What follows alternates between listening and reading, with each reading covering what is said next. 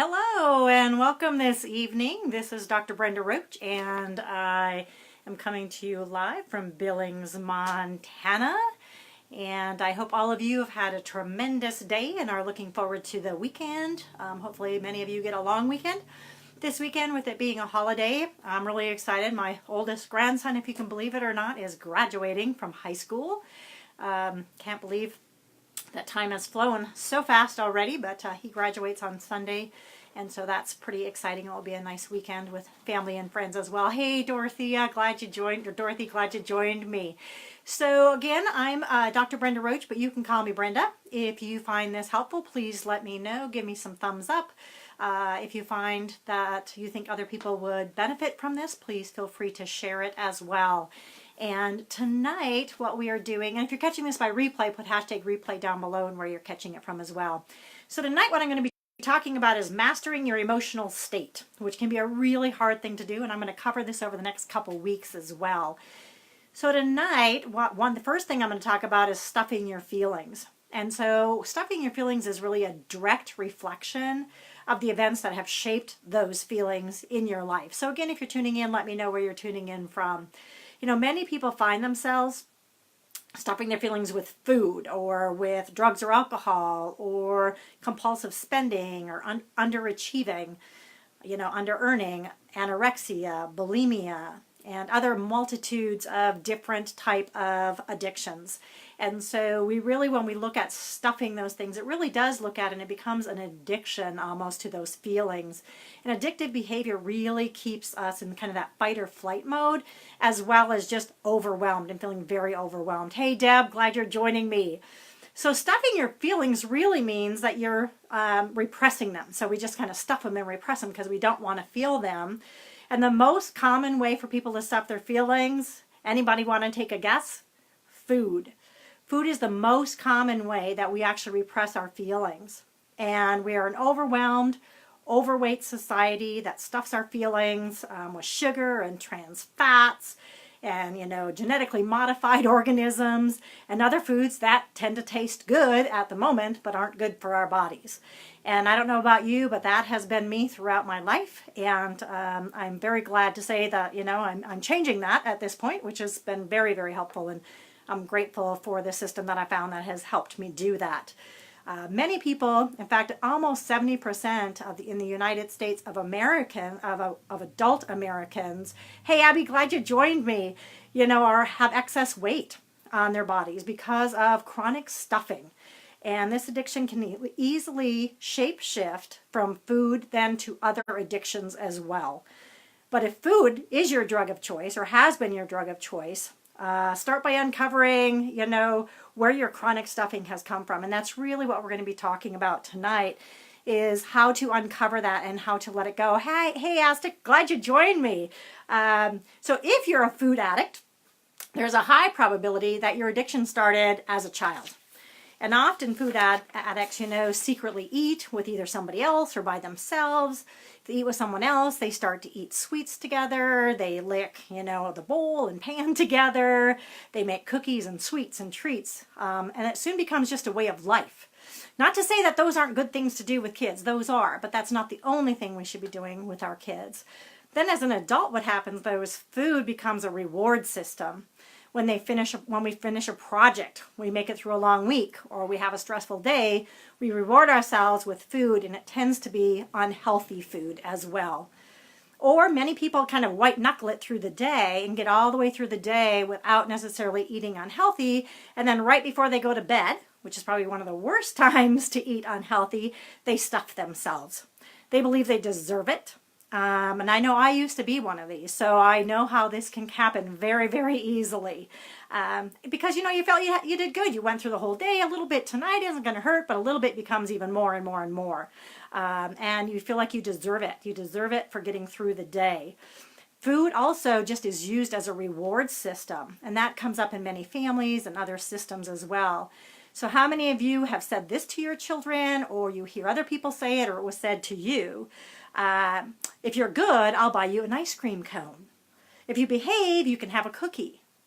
If you get an A on your report card, I'll take you to the candy store, right? And those seem really kind of like nice things to do, but it really does connect food with a reward. Also, just consider our educational system. I work a lot with the different school systems as a neuropsychologist. And, there's holidays with candy and cupcakes and cookies that are at holiday parties at school. How many of your teachers gave you candy for getting, an answer right or behaving properly? And there are programs being used in schools today to promote reading where after you've read so many books, you get a free coupon for free pizza, with a local chain. And these events really kind of shape our behavior. And then as adults, what happened is many people stand in front of their cupboards or refrigerators and eat right out of them. How many have done that? I know I have. I have done that. Or how many of you automatically, when you walk into your kitchen, for no reason at all, just go and open your fridge and look at what's in there? I do that as well from time to time. And it's always funny when I do that. I'm going, hey, Rosie, glad you joined me. And try and figure out, but it becomes habit. And it becomes these things that we just automatically do. Another commonality that leads to stuffed feelings is anxiety. And it's anxiety about controlling an outcome. And this is the main component about why people experience avoidance. Yeah, me too, Rosie. Anxiety is another one. Controlling an outcome can lead to, fear of flying or fear of driving across a bridge or fear of driving on a freeway. And about, flying, if we look at that, a lot of people have this fear of dying on a plane. But if we look at the fatality rate in the airplane industry, it's actually one of the smallest percentages of fatality of all types of transportation. There are more automobile accidents where people lose their life or get seriously injured than ever occur when flying. If you fear flying and what you have is anxiety about an outcome that you can't control or an outcome that hasn't happened yet as well.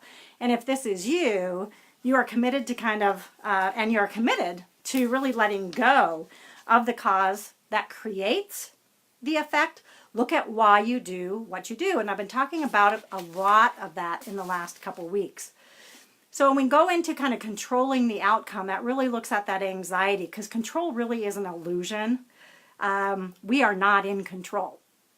When we are trying to control our control, we're out of control. If that makes sense. Let me say that again.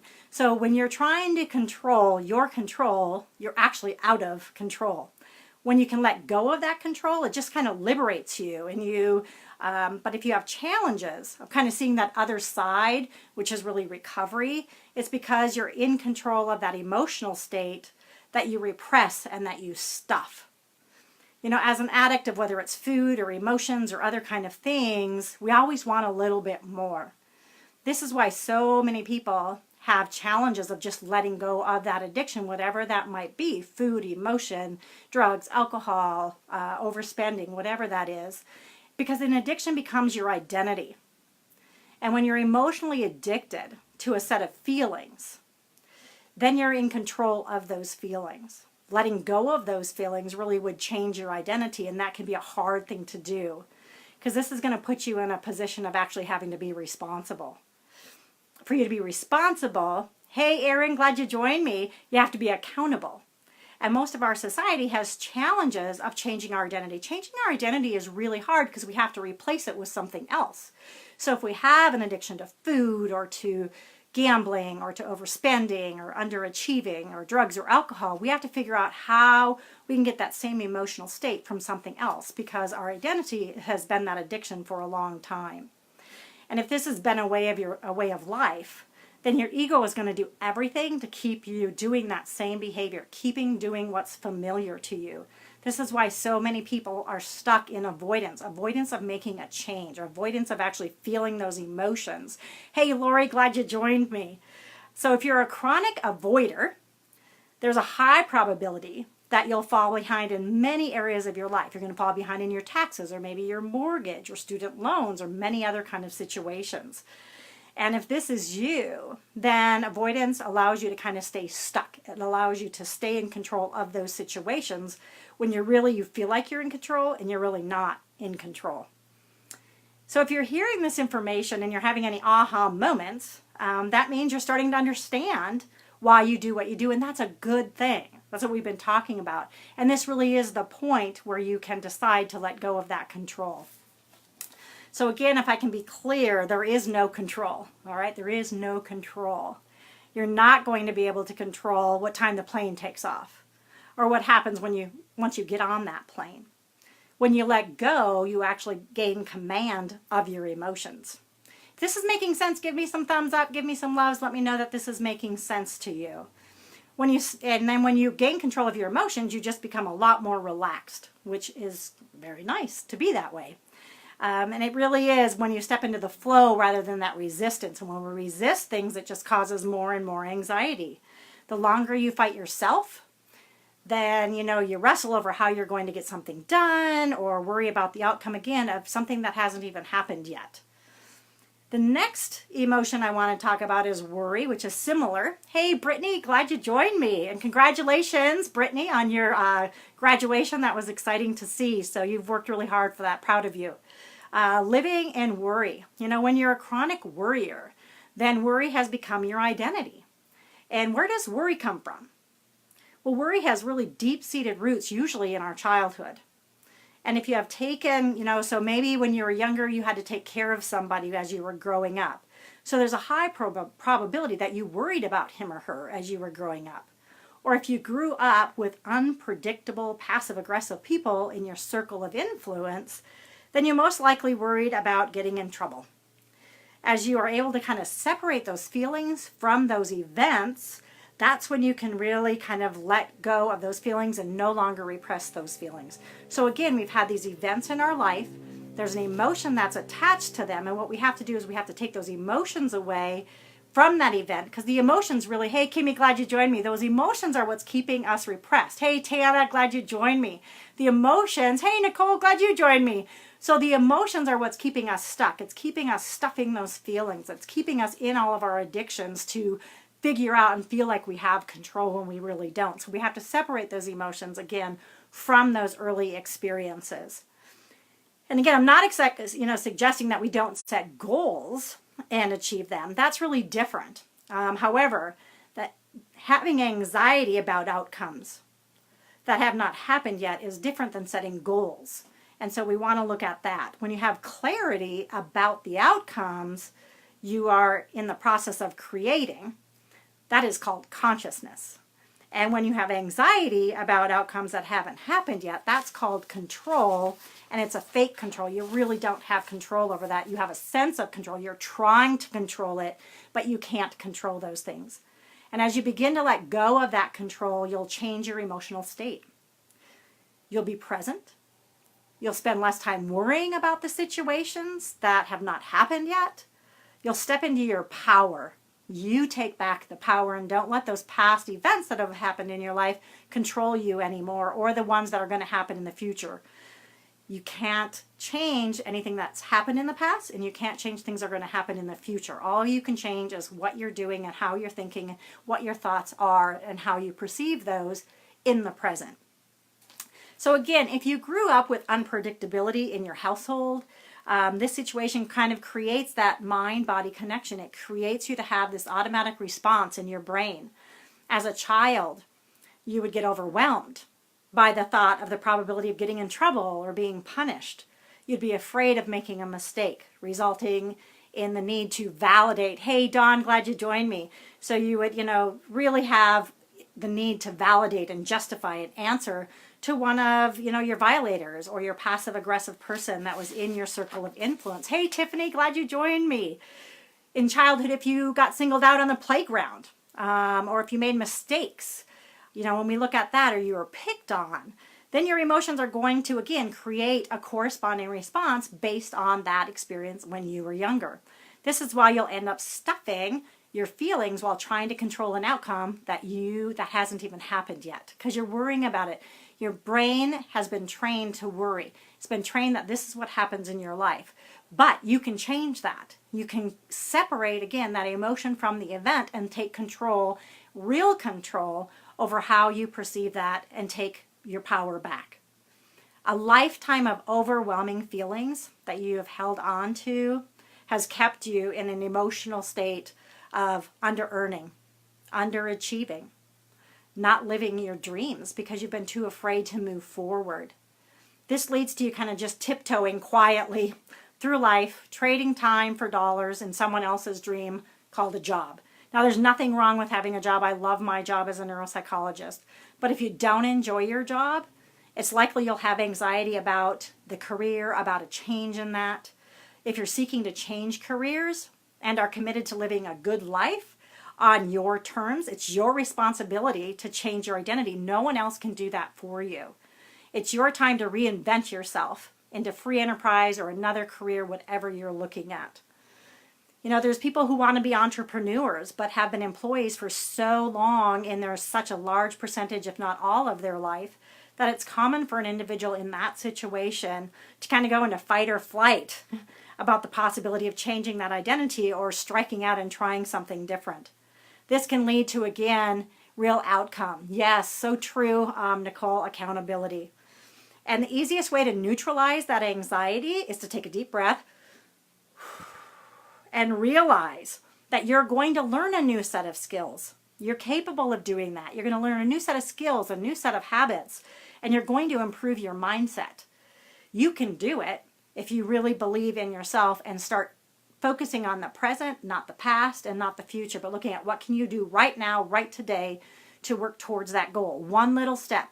What's one thing that you can change today to get you closer to whatever that goal is, could be? And don't allow anything to get in your way. When you start to let go of that anxiety, you can perform in a relaxed body, which we know you're going to have better outcomes with. In this state of being, you can release and let go of those feelings that create, scarcity or poverty consciousness. You can adapt and adjust easily and effortlessly, and probably another big one is this skill also is required when it comes to neutralizing difficult people. How many of you have difficult people in your life? I know I do. Put your favorite emoji down below if you have some difficult people in your life. Because what I want to tell you is next Thursday at 7 p.m. Mountain Standard Time, that is our topic. We are going to be talking about how to neutralize difficult people in your life. Because that really keeps us hijacked. It keeps us stuck. It keeps us in the moment. And we do not have to, stay stuck by negative people in our lives. We can also take control of that. And so I hope you found this helpful. Again, my name is Dr. Brenda Roach. You can call me Brenda. I'm a neuropsychologist by trade. I also have a health and wellness company where I help people look at what goals they have overall in their health and wellness and help them achieve those goals. And I'm involved in several other great projects as well. Hey, Rick, glad you're joining me. And so if you found this helpful, give me some thumbs up, give me some loves. And if you think this could be helpful for other people, please feel free to share it as well. And again, I'll be on again next Thursday at 7:30 p.m. Mountain Standard Time, and we're going to talk about how to neutralize difficult people. Thanks so much for joining me, and I hope you all have a wonderful long weekend and can get out and enjoy it and spend time with people who have the same goals in life as you do. Thank you so much.